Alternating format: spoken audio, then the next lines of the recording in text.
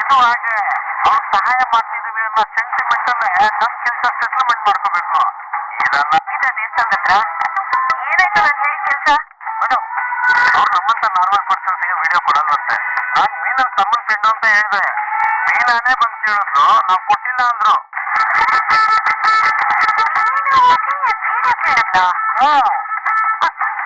ಸರಿ, ಅಲ್ಲಿ ಯಾರು ನಿಮ್ಗೆ ನೋಡಿಲ್ಲ ತಾನೆ? ಮೀನವ್ರಮ್ಮ ದೇವಸ್ಥಾನದ ಮುಂದೆನೆ ಅಂಗಡಿ ಇಟ್ಕೊಂಡಿರೋದು. ನಾನು ಹೊರಗೆ ಹೋಗ್ಬೇಕಾದ್ರೆ ಅವರೆಲ್ಲ ಅಲ್ಲೇ ಇದ್ರು.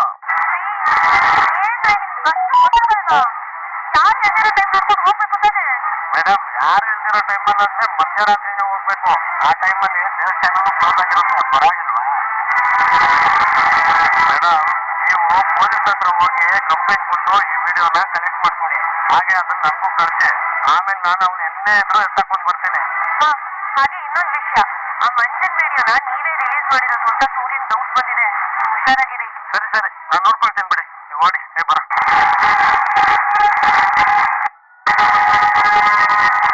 ಹಲೋ ಮನೋಜ್, ದೇವಸ್ಥಾನದವರು ಪೊಲೀಸವ್ರು ಬಂದು ವಿಡಿಯೋ ಕೇಳಿದ್ರೆ ಮಾತ್ರ ಕೊಡೋದು ಅಂತ ಹೇಳ್ತಿದಾರಂತೆ.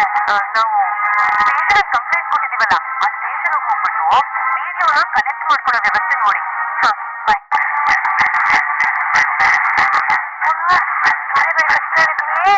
ಹೋಗಿನೇ ಈ ಕಡ ಬಂದು ನಿಂತಿದ್ದಾನೆ.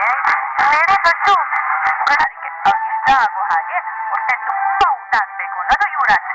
ಓಹ್, ಹಾಗಿದ್ರೆ ಇವತ್ತು ಐಟಮ್ಸ್ ಎಲ್ಲ ಜೋರಾಗಿರುತ್ತೆ ಅಂತ ಅಲ್ಲಿ. ನಾನು ರವಿಗೆ ಹೆಲ್ಪ್ ಮಾಡೋದಕ್ಕೆ ಕರೀಲ? ಪರವಾಗಿಲ್ಲ ಶ್ರುತಿ, ನಾನೇ ಮಾಡ್ಕೊತೀನಿ. ಅದು ಹೇಗೆ ಮೇನ ಅವ್ರೆ, ನೀವು ಹೂ ಕೂಡ ಕೊಡ್ತೀರಾ, ಡೆಕೋರೇಷನ್ ಕೆಲಸನೂ ಮಾಡ್ತೀರಾ, ಮನೆಗ್ ಬಂದು ಮನೆ ಕೆಲಸನೂ ಮಾಡ್ತೀರಾ. ನಿಮ್ಗೆ ಸುಸ್ತಾಗಲ್ವಾ? ಅಭ್ಯಾಸ ಆಗೋಗಿದೆ ಶ್ರುತಿ.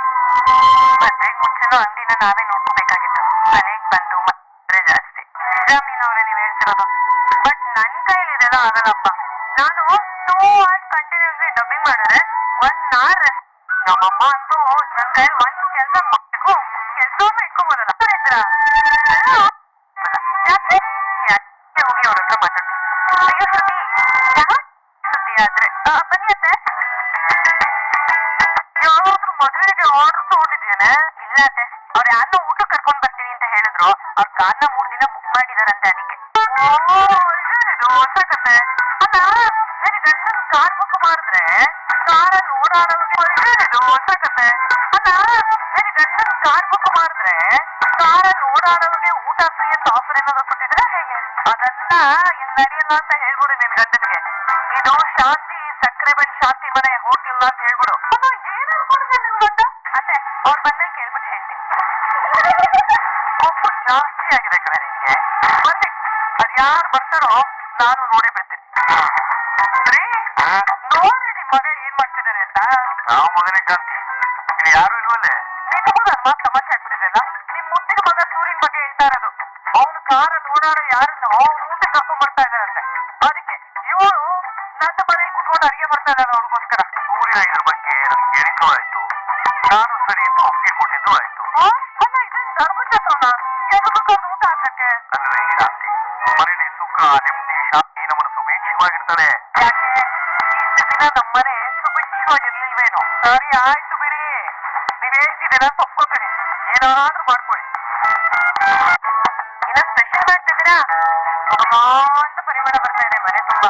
ಇವತ್ತು ಮನೆಗೆ ಗೆಸ್ಟ್ ಬರ್ತಿದ್ದಾರೆ, ಅದಕ್ಕೆ ಮೀನಾ ಅವರು ಸ್ಪೆಷಲ್ ಐಟಮ್ಸ್ ಪ್ರಿಪೇರ್ ಮಾಡ್ತಿದ್ದಾರೆ. ನೋಡಿ ಅವ್ರೆ, ಗೆಸ್ಟ್ ನಮ್ಮ ಮನೆಗೆ ಯಾರದು? ನಮ್ಮ ಮನೆಯವ್ರ ಕಾರ್ಗೆ ಯಾರೋ ಒಬ್ರು ಬಾಡಿಗೆಗೆ ಬಂದ್ರಂತೆ. ಅದು ಫಾರಿನವರು. ಅವ್ರದ್ದು ಇವತ್ತು ಹುಟ್ಟಪ್ಪ, ಅದಕ್ಕೆ ಮನೆ ಕರ್ಕೊಂಡ್ ಬರ್ತೀನಿ, ಸ್ಪೆಷಲ್ ಆಗಿ ಅಡಿಗೆ ಮಾಡು ಅಂತ ಹೇಳಿದ್ರು. ಓಹೋ, ಹಾಗಾದ್ರೆ ಕಾರ್ ಬಾಡಿಗೆ ಬುಕ್ ಮಾಡ್ಕೊಂಡ್ರೆ ಮನೆ ಊಟ ಫ್ರೀ. ಇದೇನಿದು ಹೊಸ ಬಿಸ್ನೆಸ್ ಪ್ಲಾನ್ ನಿಮ್ದು? ಅವ್ರನ್ನ ಇಲ್ಲಿ ಕರ್ಕೊಂಡ್ ಬರ್ತಿದ್ದಾರೆ. ನೀವ್ ನೋಡಿದ್ರೆ ಏನ್ ಮಾತಾಡ್ತಿರಲ್ಲ? ಯಾರ್ಯಾರ ಯೋಗ್ಯತೆ ಹೇಗಿರುತ್ತೋ ಅವ್ರು ಹಾಗೆ ಮಾತಾಡ್ತಾರೆ ಬಿಡು ಶ್ರುತಿ. ಮನೆಗೆ ಯಾರಾದ್ರೂ ಬಂದ್ರೆ ಅನ್ನ ಹಾಕಿದ್ವಿ ಅಂತ ಹೇಳ್ಕೋಬಾರ್ದು. ಅತಿಥಿ ಸತ್ಕಾರ ಮಾಡಿದ್ವಿ, ಅದ್ ನಮ್ ಪುಣ್ಯ ಅಂತ ಅನ್ಕೋಬೇಕು. ಪುಣ್ಯ ಬರುತ್ತೆ. ಎಲ್ಲಾದ್ರೂ ಬಿಸ್ನೆಸ್ ದೃಷ್ಟಿಯಲ್ಲಿ ನೋಡೋದು ಅವ್ರಿಗೆ ಅಭ್ಯಾಸ ಆಗೋಗಿದೆ. ಅಯ್ಯೋ, ಏನಿದವ್ರೆ ನೀವು? ನನ್ ತಮಾಷೆನೂ ಮಾಡೋಗಿಲ್ವಾ? ತಮಾಷೆ ಹೇಳ್ದೆ, ನೀವ್ ಯಾಕೆ ಇಷ್ಟೊಂದು ಟೆನ್ಷನ್ ಮಾಡ್ಕೊತಿದ್ದೀರಾ? ನನ್ಗೆ ತುಂಬಾ ಹಸ್ವಾಗ್ತಿದೆ ಮೀನಾ. ಅಡ್ಗೆ ಆದ್ಮೇಲೆ ಹೇಳಿ. ಹೇಗೇನಾದ್ರು ತಿನ್ನಕ್ಕಿದೆಯಾ? ಇದೆ ಇರಿ.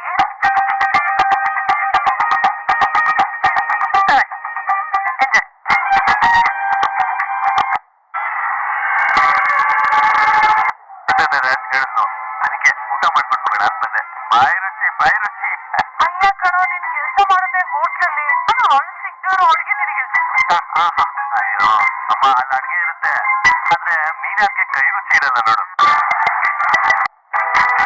ದಂಪತಿಗಳು ಶಿವ ಪಾರ್ವತಿಯಾಗಿ ಮನೆಗೆ ಬಂದಿದ್ದಾರೆ. ಒಂದವರು ಹರಿಸ್ಬೇಕಾಗಿಲ್ಲ, ಒಂದವರು ಶಪಿಸ್ಬೇಕಾಗಿಲ್ಲ. ಕೆಲಸಕ್ಕೆ ತಕ್ಕ ಪ್ರತಿಫಲ ಉಂಟು ಅನ್ನೋ ಮಾತಿದೆ. ನೀವು ಹೊಟ್ಟೆ ತುಂಬಾ ಊಟ ಮಾಡಿದ್ರೆ ನಮಗ್ ಸಂತೋಷ ಸರ್. ಬರೀ ಪಿಕಪ್ ಡ್ರಾಪ್ ಮಾಡಿದೆ ನಾವು ಅಂಗಡಿಗೆ ಹೋಗಬೇಕು ಅಂತಂದ್ರೆ ಕೈ ಹಿಡಿದು ಕರ್ಕೊಂಡೆ ಹೋಗ್ತಾರೆ. ಇದೆಂದ ಬಂತಪ್ಪ ಇಂಥ ಸಂಸ್ಕಾರ ಅಂದ್ಕೊಂಡೆ. ನಿಮ್ಮ ನೋಡಿದ್ಮೇಲೆ ಅರ್ಥ ಆಯ್ತು. ನಿಜವಾಗ್ಲೂ ಸೂರ್ಯ ಅಪ್ಪಟ ಬಂಗಾರ. ಅವನು ಚೆಪ್ಪು ಆ ಕಡೆ ನಿಂತಿದ್ದಾನಲ್ಲ, ಅವನ ಹೆಂಡತಿ ಮೈಕಮ್ಮ. ನೀವು ಸೂರ್ಯ ಅವರೇ, ಅವ್ರ ಹತ್ರ ಅದು ನನ್ನ ಹೆಸರನ್ನ ಸರಿಯಾಗಿ ಹೇಳಿ. ಅಮ್ಮ ನಮಸ್ಕಾರ, ನನ್ನ ಹೆಸರು ಶ್ರುತಿ ಅಂತ. ಸರ್, ಅದು ಅವನೊಂದು ಪಾತ್ರೆ ಅಂಗಡಿ ಇಟ್ಕೊಂಡಿದ್ದಾನೆ ಸರ್ ಅವನು. ಶಾಂತಿ ಹೋಮ್ ಅಪ್ಲಯನ್ಸಸ್ ಅಂತ ಹೇಳೋ. ಅದೇ ಅದೇ ಅದೇ ಅದೇ ಹೊರದೇಶದಿಂದ ನೀವು ಬಂದಿರೋದು ಅಂತ ನಮ್ ಸೂರ್ಯ ಹೇಳ್ದ. ಯಾವ ದೇಶದಿಂದ ಬಂದಿರೋದು ತಾವು? ಅಪ್ಪ, ಅವರು ನಮ್ ಪೌರ್ಣಮ ಊರಿಂದಾನೆ ಬಂದಿರೋದು, ಮಲೇಷಿಯಾ. ಏನಪ್ಪ ಮಲೇಷಿಯಾದವರು ಅಂತ ಹೇಳ್ತಿದ್ದಂಗೆ ಒಂದೇ ಊರವ್ರು ಆಗ್ಬಿಟ್ರು. ಮಲೇಷ್ಯಾದಲ್ಲಿ ನಮ್ಮ ಸಂಸ್ಕೃತಿ ಇದ್ದಾರಲ್ಲ, ಅವರು ತುಂಬಾ ಶ್ರೀಮಂತರು. ದೊಡ್ಡ ಶ್ರೀಮಂತಲ್ವೇ? ದೊಡ್ಡ ಶ್ರೀಮಂತ. ಅವ್ರಿಗೆ ಮಲೇಷ್ಯಾದಲ್ಲಿ ತುಂಬಾ ಬಿಸ್ನೆಸ್ ಇದೆ. ಹೌದಾ? ಮಲೇಷಿಯಾದಲ್ಲಿ? ಮಲೇಷ್ಯಾದಲ್ಲಿ ಅಂದ್ರೆ ಮಲೇಷ್ಯಾದಲ್ಲೇ ಅಲ್ಲೇ. ನಾವು ಮಲೇಷಿಯಾದಲ್ಲಿ ಡ್ರ್ಯಾಗನ್ ಜಾಗದಲ್ಲಿ ಇದ್ವಿ. ಒಂದ್ ಸೊಸೆ ಎಲ್ಲಿದ್ರು? ಅದು ಎರಡು ದೊಡ್ಡ ಬಿಲ್ಡಿಂಗ್ ಇದೆ. ಶ್ರುತಿ, ಯಾವ್ದದು? ಅದು ಪೆಟ್ರೋಲ್ ಟವರ್. ಅದೇ ಆ ಟವರ್ ಅಲ್ಲೇ. ಓಹೋ, ಕೌಲಾಲಂಪುರ. ಅದು ನಂಗೆ ತುಂಬಾ ಚೆನ್ನಾಗಿ ಗೊತ್ತು. ಹೌದಾ? ಓಹೋ, ಇರಿ ಒಂದ್ ನಿಮಿಷ ಇರಿ, ನಮ್ ಸೊಸೆನ್ ಕರಿತೀನಿ. ಏ ರೋಹಿಣಿ, ರೋಹಿಣಿ, ಒಂಚೂರು ಓಡ್ಸಾರಿ, ಬೇಗ ಬಾ.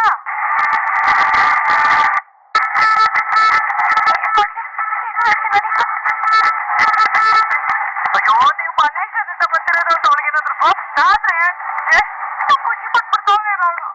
ಹೌದು ಹೌದು ಹೌದು, ತುಂಬಾ ದಿವಸ ಆದ್ಮೇಲೆ ಅವ್ರ ಊರವ್ರ ಏನಾದ್ರು ನೋಡಿದ್ರೆ ಖಂಡಿತವಾಗ್ಲೂ ಸಂತೋಷ ಆಗುತ್ತಿಲ್ಲ. ಹೌದೌದು, ಖುಷಿ ಪಡ್ತಾರೆ, ತುಂಬಾ ಖುಷಿ ಪಡ್ತಾರೆ. ಬಾತ್ರೂಮ್ ಅಲ್ಲಿ ಇರ್ಬೇಕು ಅನ್ಸುತ್ತೆ, ಬಂದ್ಬಿಡ್ತಾಳೆ. ರೋಹಿಣಿ, ಬೇಗ ಬಾಮ್ಮ.